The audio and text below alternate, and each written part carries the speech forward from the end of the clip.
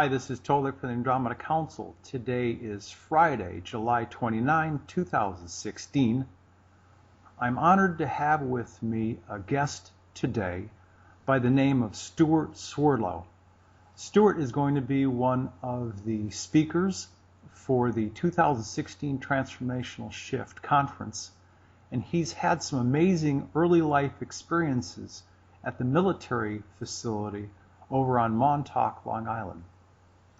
Stewart, if you would share with the people listening some of the highlights of your life and your life experiences, and give them some tidbits for some of the extraordinary knowledge that you have, I'd really appreciate it. And thanks for being here. Thank you, Tolek. I'm very happy to be here, and I look forward to being at the conference in October as well. Well, you mentioned about Montauk, but in order to understand how I wound up there, I think the audience should understand about my family background, which is a bit sordid, if you will, and even a bit complicated.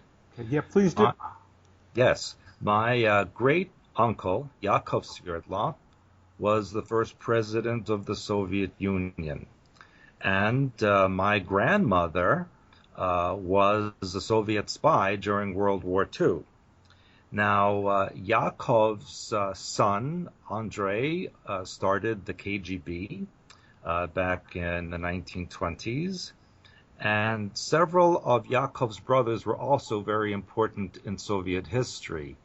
My uncle Benjamin Swerdlow also was in charge of starting a bank in the United States in order to help fund the Communist Party.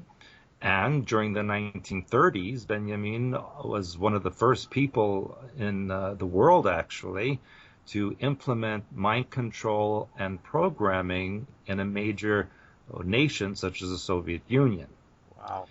Now, my grandfather, Mikhail Swerdlow, was sent to Great Britain to start the Communist Party there. And when he was successful, he was then transferred to the United States, where he created and helped formulate the Communist Party in North America. So all of this is part of my background. And in fact, I actually had another great uncle, another one of Yakov's brothers. There were 9 brothers and sisters. And one of them, Zinovy, was actually the Soviet ambassador to South Africa and then to China and Japan. So all of this political heaviness is in my background, including the Montauk Project. So therefore, in the United States, my father was questioned by the government of the United States during the dark ages of the 1950s, early 50s. The McCarthy era. The McCarthy era. Yes, correct. Yes.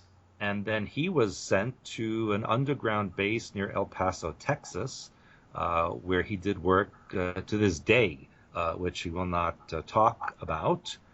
And then after I was born, he was followed, and the whole family was followed by Secret Service for many years. And that is why, back in 1970, I was taken to be used in the Montauk Project at the eastern end of Long Island, at the old radar tower base, which had 9 levels underneath.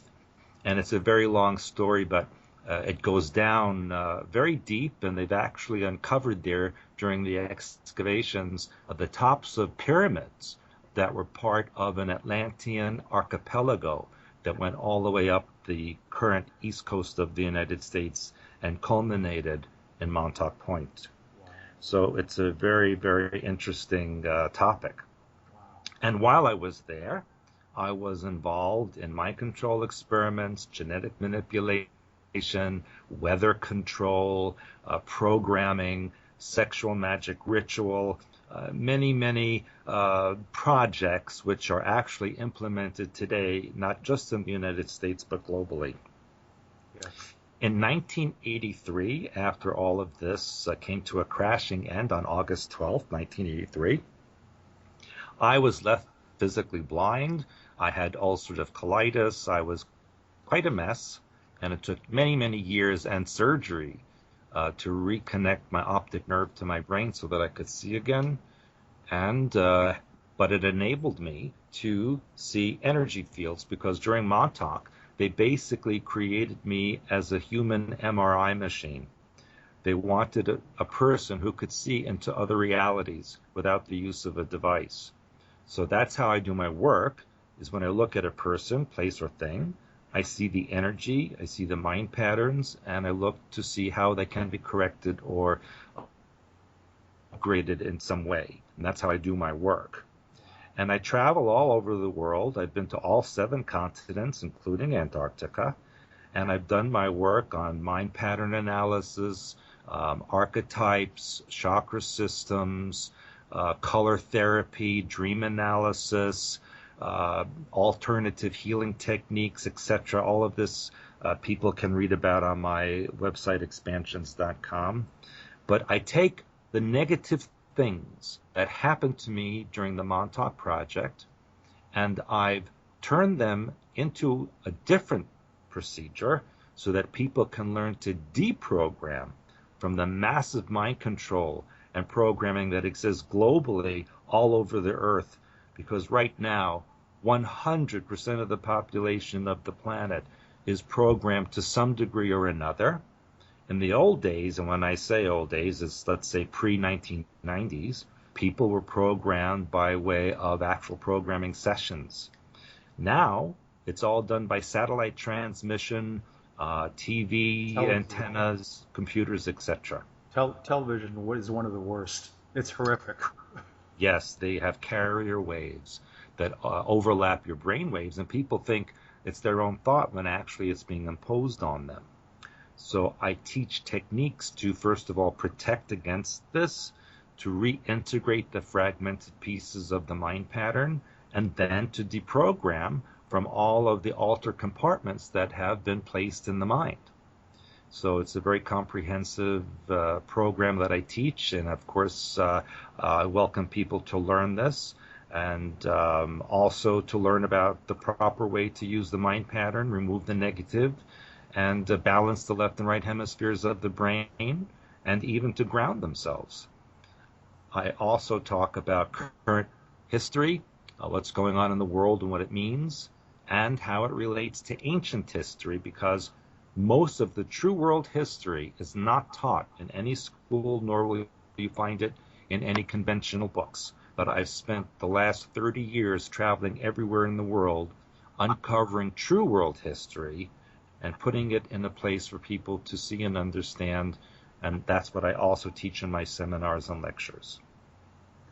It's amazing, and I think I can probably speak for a few people in saying that we're probably pretty fortunate that there are people like you and others who are helping people who've been heavily programmed and whose minds are fractured and fragmented.